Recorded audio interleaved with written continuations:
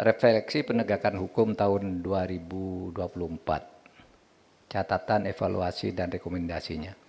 Jadi begini, mengakhiri tahun 2024 ini, ya, dan akan masuk ke tahun 2025, itu kita tentu punya catatan.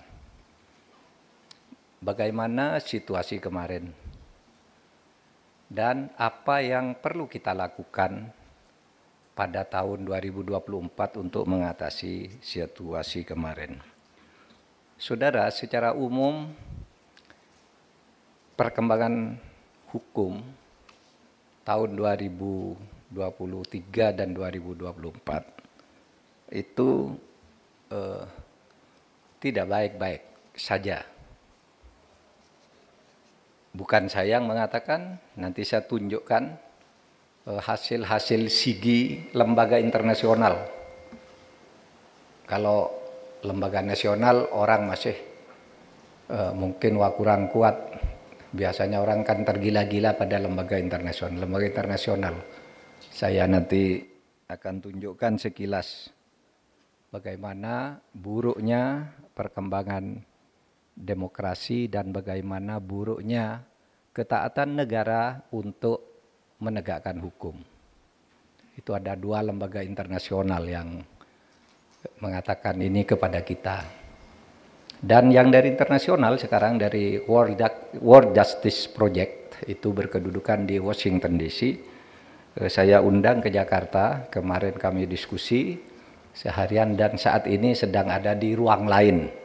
Di tempat ini itu menyampaikan keadaan yang sama tapi pendekatannya tidak dari hukum tapi dari politiknya di gedung ini juga ya, di kampus ini juga di gedung yang sebelah namanya yang datang itu Erin Grace Campbell yang mewakili itu. Saudara, jadi begini saya katakan kita ini sekarang berharap ada asa dari gejala keputusasaan tentang perkembangan hukum di Indonesia.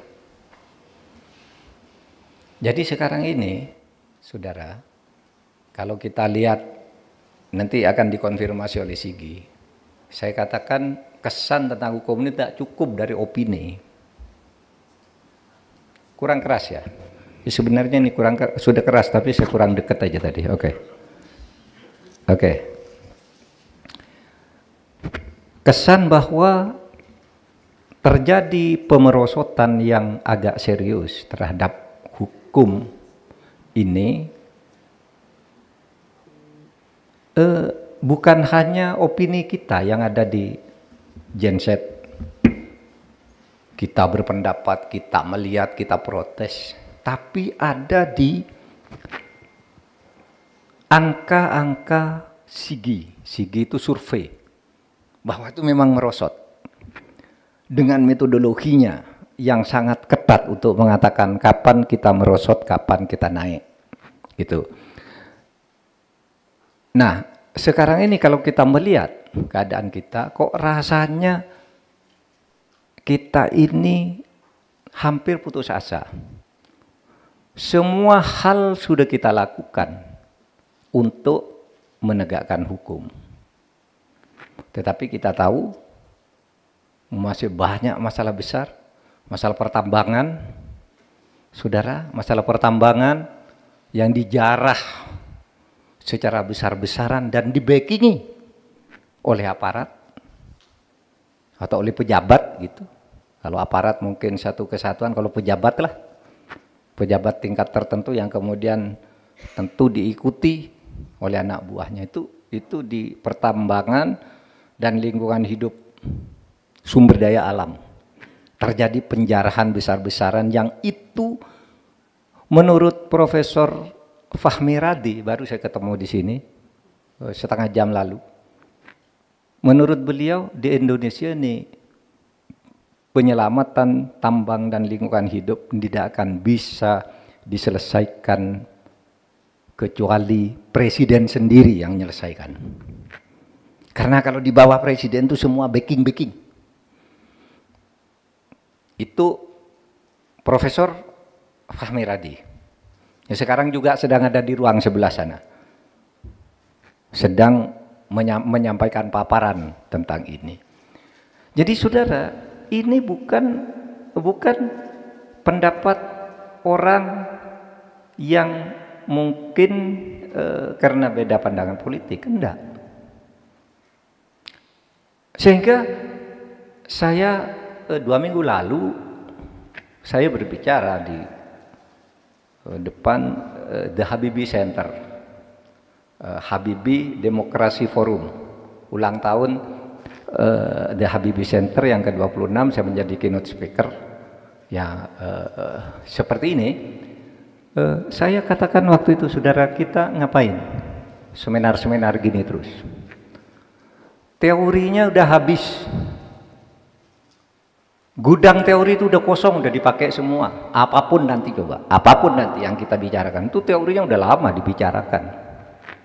Kenapa seminar lagi? Ya kita ingin mengingatkan. Meskipun kita udah tahu nih teorinya gini, harus gini, masalahnya dia udah tahu semua. Sudah habis teori. Tinggal satu teori yang masih workable, yaitu konsistensi dan ketegasan presiden. Itu konsistensi untuk menegakkan hukum. Kalau visi dan statement udah cukup, nah, presiden hebat tuh, pokoknya korupsi nggak boleh ada, kemanapun saya kejar, sudah. Komitmen, konsistensi dan ketegasan, sudah, komitmennya sudah dinyatakan berkali-kali. Kemarin dipidatokan lagi di Golkar kemarin sore, dan selalu katakan tuh komitmen sudah, tinggal konsistensi dan ketegasan presiden. Karena sampai saat ini kita belum melihat bagaimana ini implementasinya untuk orang-orang di bawah presiden. Sehingga kita tunggu dan kita berharap masih ada asa.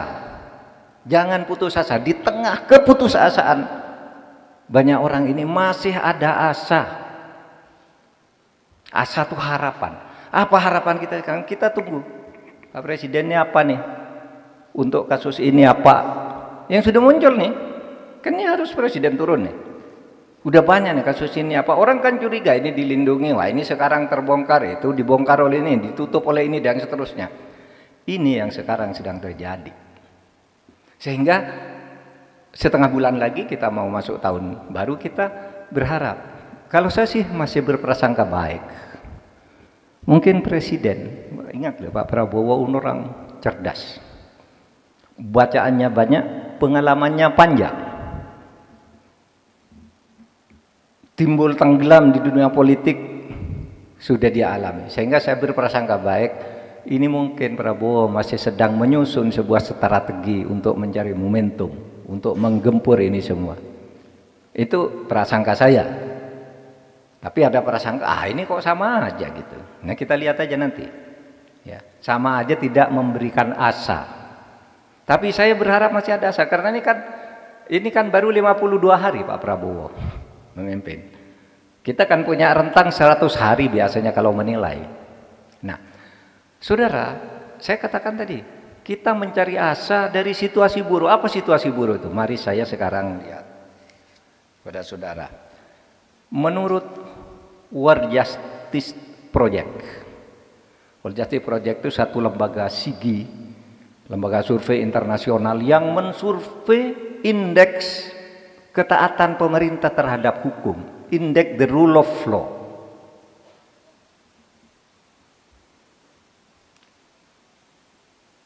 Seluruh dunia, semua negara diberi indeks.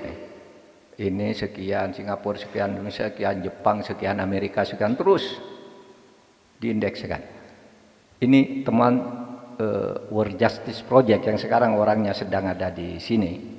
Sengaja saya undang ke Indonesia untuk bercerita. Sudah 10 tahun Indonesia mengalami stagnasi mengalami stagnasi di dalam ketaatan dalam penegakan hukum oleh negara. Ada di angka 052, 053. Jauh. Kalau orang sekolah tuh nilainya hanya 15, tidak sampai 6. Biasanya orang dikatakan lulus dan agak jelek itu ya 6 kan. Ini 5,2, 5,3 sudah 10 tahun. Artinya sudah 10 tahun tidak baiknya indeks penegakan. Agar dia berapa? 5052, 053. Kalau dilihat dari peringkat dunia, Indonesia ini yang negara besar masuk G20, berapa urutan tingkat penegakan hukumnya, tingkat the rule of law-nya di seluruhnya. Tingkatnya adalah 55.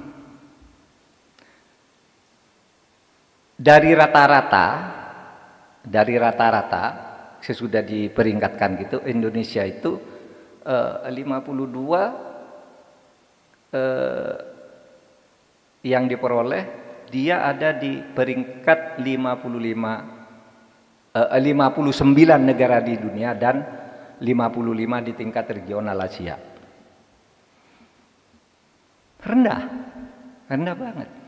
Nah, saudara sekalian, itulah sebabnya keluhan terhadap penegakan the rule of law itu bukan omon-omon, bukan rasanan politik, bukan gosip, ini angka. Profesor Dewi Fortuna Anwar ketika saya ceramah ketika saya menjadi keynote speaker di The Habibie Center, mengonfirmasi data yang dia miliki, yang diolah oleh The Habibie Center apa? Sampai dengan tahun 2013-2014, ini tidak mengaitkan dengan periode siapa, tapi ini angka pergerakan dari WGP tadi, kemudian angka demokrasinya dikatakan oleh Dewi Fortuna Anwar. Indonesia itu sampai dengan tahun 2013-2014 ya, demokrasinya adalah masih demokrasi bagus. Tapi sekarang ini Indonesia sudah masuk klasifikasi dengan demokrasi cacat. Cacat apa? Cacat parah sehingga bisa dikatakan demokrasi gagal. Kata Devi Fortuna Anwar. Apa indikatornya? Ya, dia lembaga studi. Habibie Center itu lembaga studi. Jadi dia punya angka-angka itu. Tapi oke, kita semua yang lebih percaya pada lembaga studi internasional, inilah yang ditulis oleh Economist Intelligence Unit. Dia nulis Democracy Index 2023 itu menulis Indonesia itu rendah pelaksanaan demokrasinya, mengalami penurunan parah di dalam 5 hal. 1, pelaksanaan pemilu dan pluralisme. Yang kedua, keberfungsian pemerintah di dalam menyelesaikan masalah-masalah masyarakat, terutama penegakan hukum.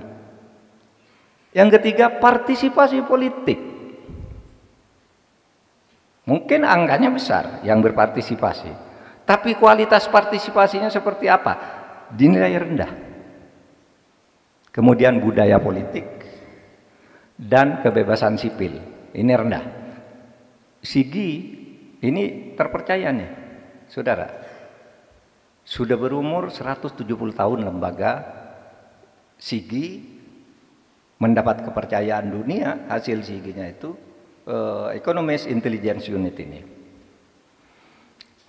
Jadi saudara, lalu kita sekarang kan ini akhir tahun, mau tahun baru kan gitu, kita berharap menemukan asa, kita mencari sekarang nih, mumpung kita nih melakukan refleksi, nanti bicara semua Pak, ayo cari sama-sama gimana cara menemukan asa itu agar ini tidak turun lagi, saudara. Nah, saudara sekalian, ini tampak bahwa begini.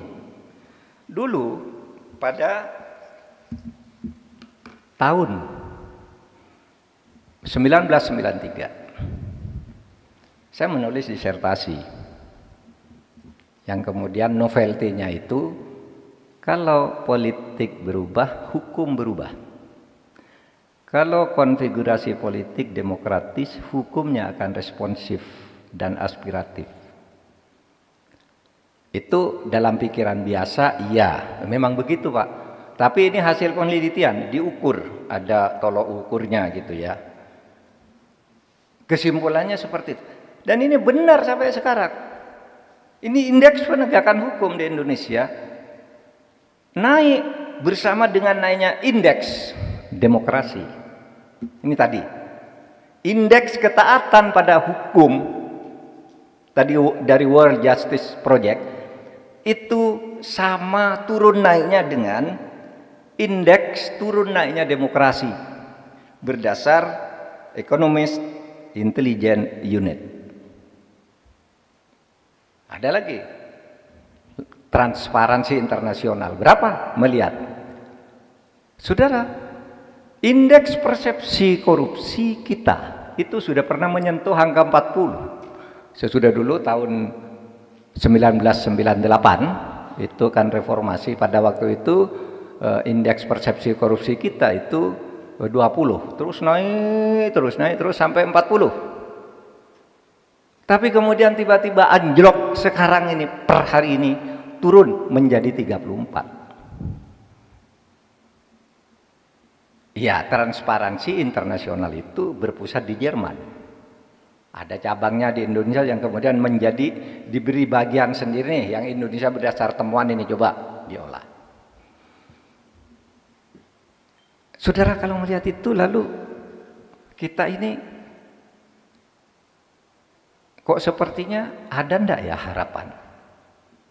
Kalau seperti ini nih, ya saya tidak akan menilai, ayo pemerintahnya, kabinetnya jelek, enggak ada urusan kabinet jelek. Itu tergantung pada yang mimpin aja sebenarnya. Dan tergantung orangnya berani apa enggak, kan gitu. Enggak ada. Semua orang tuh punya kesempatan yang sama untuk masuk kabinet, karena kalau ketika katanya kalau dulu kabinetnya bagus-bagus, ya enggak, dulu kan mulai dari tidak bagus juga. Taruhlah kalau saya mau dianggap sebagai salah satu yang agak oke gitu, dulu kan mulai dari tidak tahu apa-apa juga ketika masuk kabinet. Ya, oleh sebab itu yang sekarang kalau tidak tahu apa-apa ya enggak apa-apa, yang penting belajar dan bersungguh-sungguh untuk mengabdikan dirinya bagi kemajuan Republik ini. Nah, saudara sekalian, oleh sebab itu saya mengajak kita semuanya, mari kita sekarang refleksikan. Tahun depan kita mau seperti apa? Sekarang seperti apa? Tahun depan harus berbuat apa?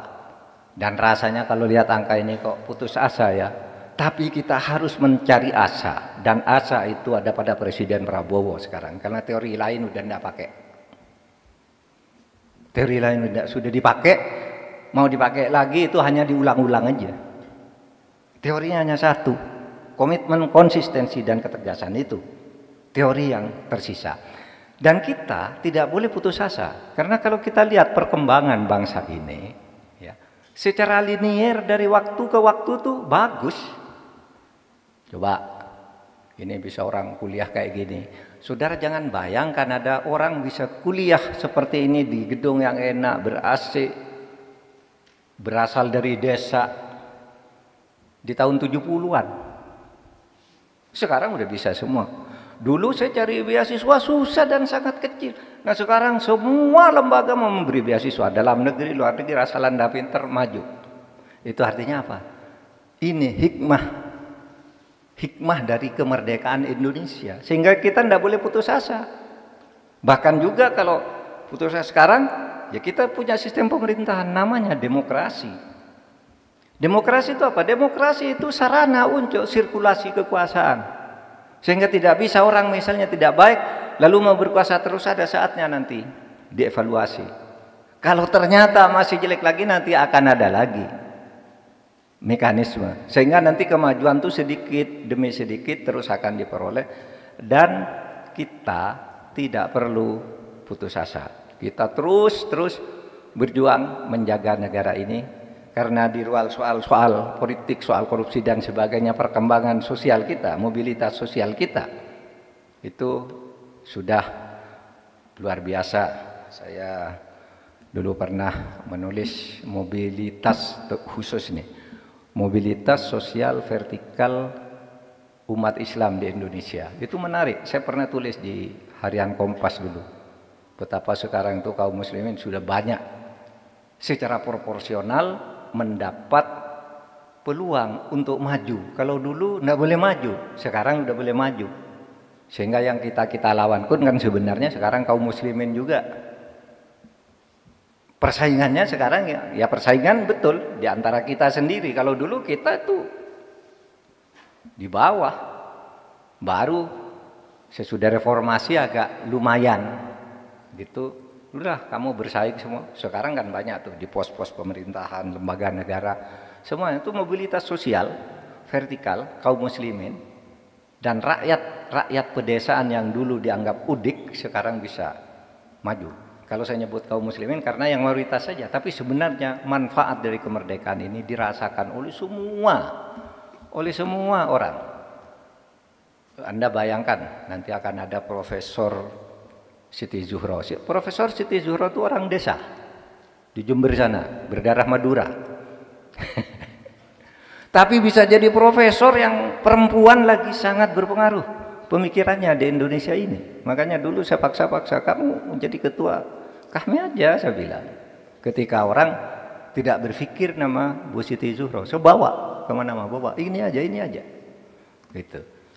Ini bagian dari mobilitas sosial vertikal yang kita peroleh. Ya Pak Mudakir, saya itu kan orang desa. Pak Mudakir itu orang Ngawi, sangat deso banget. Saya orang Madura, sangat deso banget gitu kan. Tapi bisa jadi doktor, akademisi yang selalu dipanggil orang kemana-mana. Saya dapat ultra petita. Kalau dalam hukum itu ultra petita itu hadiah yang diberikan oleh hakim padahal dia tidak minta. Misalnya kamu menuntut kepada hakim, Pak Mudakir itu punya utang ke saya 100.000, tolong ditetapkan dia bayar 100.000. Oleh hakim, enggak, menurut hitungan saya harus bayar 150 gitu. Itu namanya ultra petita. Nah, saya ini dapat ultra petita. Seharusnya cukup cita-cita saya itu jadi akademisi, mendapat ultra petita, jadi menteri, jadi ketua MK, jadi anggota DPR dan macam-macam gitu. Itu ultra petita. Sama. Saya Pak Mudakir dapat ultra petita, tapi ultra petitanya beda saja, tapi sama karena berkat kemerdekaan. Terima kasih. Assalamualaikum warahmatullahi wabarakatuh.